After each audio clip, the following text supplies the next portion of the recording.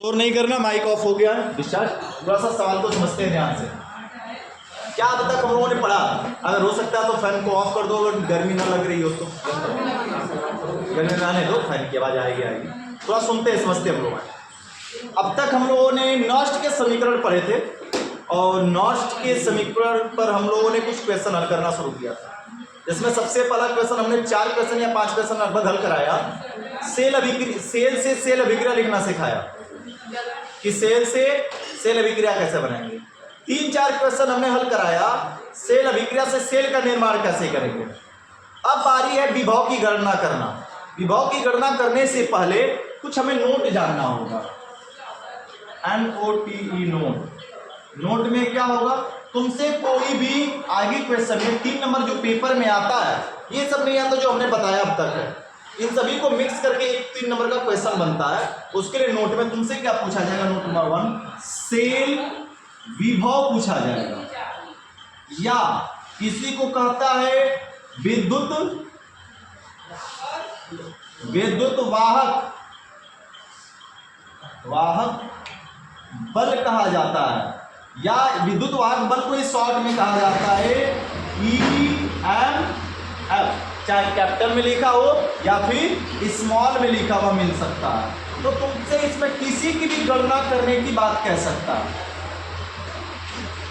कहेगा सेल विभव निकालिए, विद्युत वाहक बल निकालिए, या फिर उसको इन शॉर्ट में विद्युत वाहक बल को इलेक्ट्रोमैग्नेटिक फील्ड कर सकता है, शॉर्ट में इलेक्ट्रोमैग्नेटिक फोर्स कर सकता है, शॉर्ट में EMF की गणना कीजिए।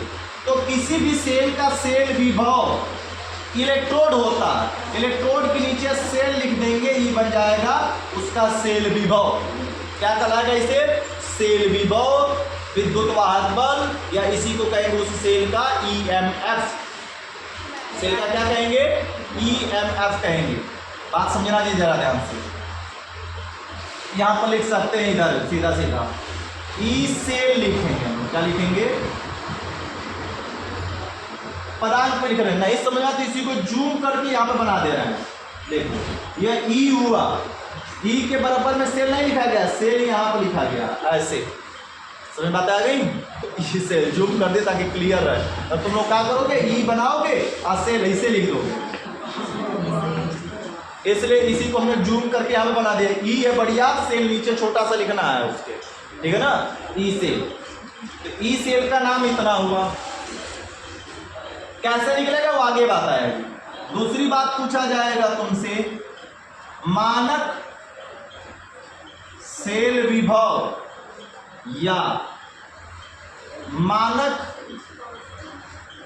विद्युत वाहक बल क्या होता है?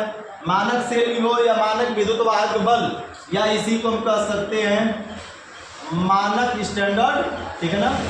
EMF भी लिखा हुआ मिल सकता है।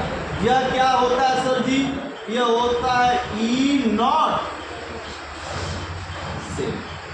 देखो E को कहते थे इलेक्ट्रोड विभव, E0 को कहते थे मानक इलेक्ट्रोड विभव। नीचे सेल लग गया, नाम बदल गया, नीचे सेल लग गया, नाम बदल गया।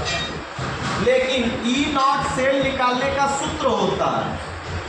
E0 सेल निकालने का सूत्र आसान है। एक होता है E0 राइट हैंड साइड का cell minus E0 left hand side का सेल। राइट का सेल, लेफ्ट का सेल अगर सेल बना कर दिया है तो मतलब जैसे दे दिया गया Zn अर्ध सेल Zn पर 2 प्लस अर्ध सेल Cu पर 2 प्लस अर्ध सेल Cu। इसमें राइट हैंड साइड का सेल कौन है? Cu कॉपर है। लेफ्ट हैंड साइड का सेल कौन है? जिंक है। तो कॉपर का मानक इलेक्ट्रोड विभव E0 का मतलब क्या हुआ? मानक इलेक्ट्रोड विभव ना। राइट का तो राइट के सेल का, तो राइट का सेल ये है। अब तो नहीं बताने की जरूरत है ना राइट का सेल लेफ्ट का सेल कौन सा है। राइट का सेल ये है हमारा, तो राइट के सेल का मानक इलेक्ट्रोड विभव और लेफ्ट के सेल का मानक इलेक्ट्रोड विभव रखकर घटा देंगे, क्या आ जाएगा? मानक सेल विभव, मानक विद्युत वाहक बल या मानक EMF आ जाएगा। कोई दिक्कत है क्या? अगर मान लेते सेल ना देकर सेल अभिक्रिया दे दिया तब क्या करेंगे? जैसे ये दे दिया है ZnCO2 प्लस, रिएक्शन दे दिया Zn2 प्लस और प्लस Cu दे दिया, तब क्या करेंगे जी? क्या हमें कहीं हमको लेफ्ट और राइट पता चल रहा है क्या? सेल देगा तो इस पर लग जाएगा, सेल अभिक्रिया दे दिया तब कैसे लगाएंगे हम लोग? तो सेल अभिक्रिया के लिए इसी को हम ऐसे कर सकते हैं, E naught cell is equal to E naught cathode. इसको तोड़ेंगे ना तो पता चलेगा कैथोड कौन सा है। तो कैथोड का मानक इलेक्ट्रोड विभव माइनस ई नॉट इसका एनोड। और सबको पता है कि राइट हैंड साइड में हमेशा कैथोड होता है और लेफ्ट हैंड साइड में हमेशा कौन सा सेल होता है? एनोड का प्लेट की सेल होती है, ठीक है ना। तो ऐसे निकलेगा इलेक्ट्रोड और मानक इलेक्ट्रोड विभव। अब एक बात और आगे जानते हैं, क्या जानना भैया? अगला नंबर, यदि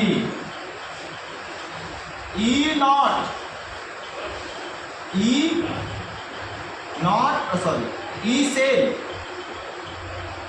या ई नॉट सेल का मान भैया यदि पॉजिटिव है, प्लस में आ रहा है, तब क्या होगा? सेल कार्य करता है, सेल कार्य करेगा, वर्किंग में रहेगा। अगर कभी यह पहली कंडीशन, दूसरी कंडीशन क्या भैया?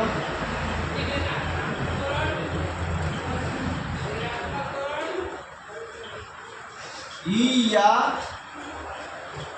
ई नॉट सेल का मान नेगेटिव में आ गया, नेगेटिव -3 -4 माइनस में कुछ भी मान आ गया, तो उस समय जो सेल होगा, सेल कार्य करना बंद कर देता है। सेल कार्य करना क्या कर देता है? बंद कर देता है। अगर हम बात करें तीसरी कंडीशन में, ई सेल या ई नॉट सेल का मान 0 आ गया, तब सेल उस समय किस में होगा? सेल साम्यावस्था में होगा। मतलब अग्रभिक्रिया के वेग पश्चभिक्रिया के वेग के क्या होगा? बराबर। ये तीसरी कंडीशन है। कई बार बहुविकल्पी में ही मान पूछ देता है कि सेल कार्य करेगा नहीं करेगा, तो जानते रहना। प्लस में आ रहा है ई सेल या ई सेल नॉट का मान, तो सेल कार्य करेगा। माइनस में आ रहा है तो कार्य नहीं करेगा, और 0 आ रहा है तो किसमें होगा? साम्यावस्था में होगा। जस्ट इसका उल्टा, अगर गिब्स मुक्त ऊर्जा के केस में निकालना है, यदि डेल्टा जी का मान, यदि डेल्टा जी का मान या जी नॉट या जी का मान प्लस में आ जाएगा, थोड़ा सा नीचे लिखे ना, चौथा कंडीशन, यदि डेल्टा जी का मान किस में आ जाए भैया?